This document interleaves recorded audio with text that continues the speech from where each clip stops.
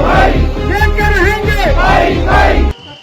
डिमांडें तो गिनाने में मेरे ख्याल कोई आधा घंटा लग जाएगा, क्योंकि 2016 से लेकर आज 2025 तक के ड्यूज सारे पेंडिंग पड़े हैं। डीए नहीं मिला, 2016 से 22 तक एरियर नहीं मिला, मेडिकल रिवर्समेंट नहीं मिला, टीए डीए जो हमने अपने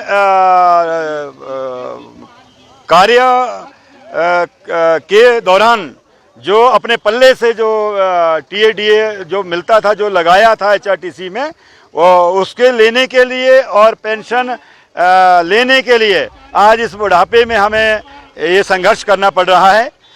मैं आपको अवगत करवा देना चाहता हूं कि पिछले कल 15 दिन पहले हमने नोटिस जारी किया था कि हम जो है अब हाल बद से बदतर हो गए हैं। निगम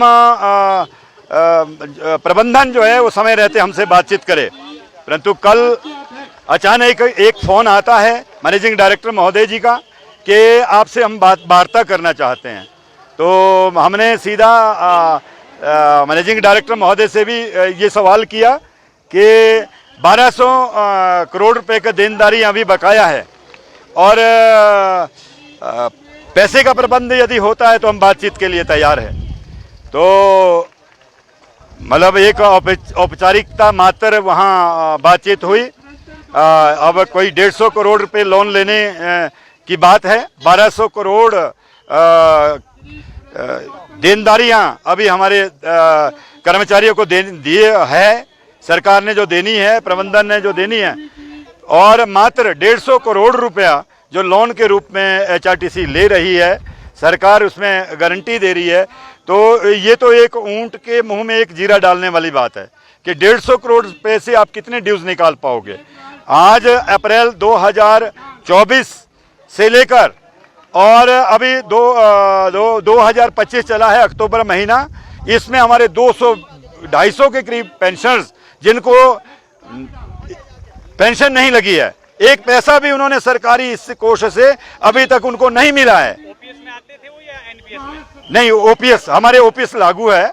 तो जो एक कर्मचारी जो 1 लाख रुपए महीने का लेता है, वो शून्य में वो दूसरे महीने में चले जाता है, और वो कैसे अपने परिवार का पालन पोषण कर रहा होगा वो तो वही परिवार जान सकता है। हमने इसको भी बड़ी प्रमुखता से माननीय मंत्री महोदय जी से भी हमारी रात बैठक हुई, हमने प्रमुखता से मुद्दा उनके सामने भी रखा, और माननीय मंत्री जी ने अभी तो सिर्फ आश्वस्त किया है कि ये जो दिवाली से पहले हम जो 220 कर्मचारी जो जिनको पेंशन अभी तक नहीं लगी है, हम प्रयास करेंगे दिवाली से पहले इनको देने का।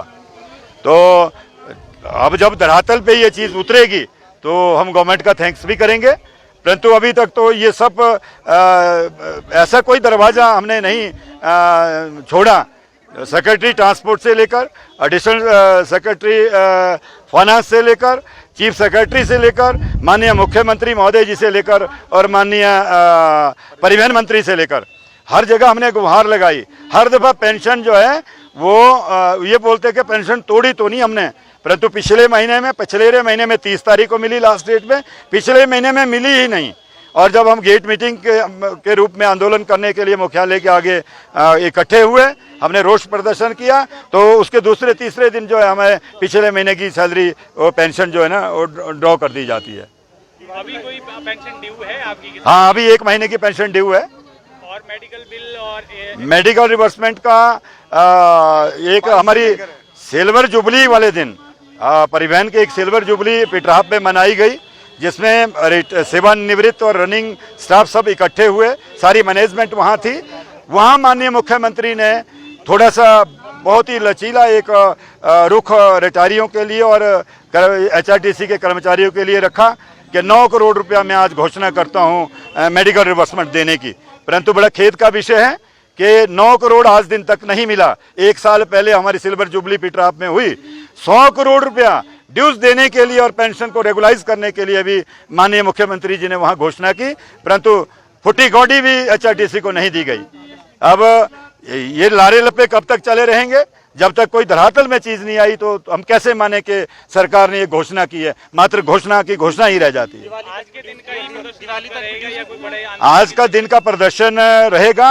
अब ये तो आपने देखा ही होगा कि 8,500 कर्मचारी हमारे सेवानिवृत्त हैं, परिवहन से हो चुके हैं। वो कई तो परिवारों सहित यहाँ पहुँचे, संख्या बहुत ज़्यादा है और 8,500 से भी ऊपर की क्रॉस कर गई होगी।